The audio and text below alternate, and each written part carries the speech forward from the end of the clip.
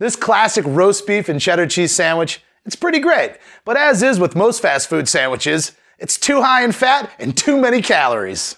The remedy, of course, is our own homemade low-carb, low-cal version, cutting everything but the flavor in half.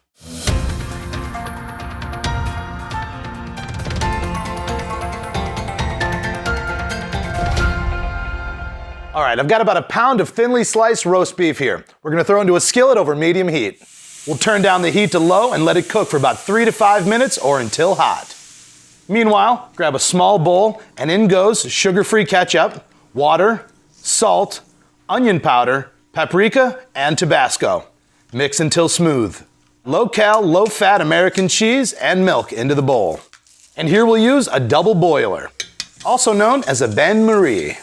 Stir it all together until smooth. Now the last thing before we pull the meat off the heat is the buns.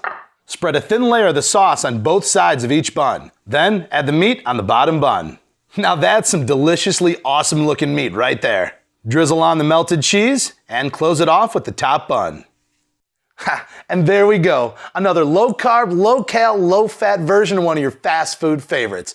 But you can go online to get all these recipe details and a whole lot more.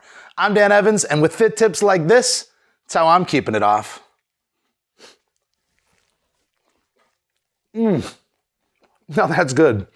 Wow.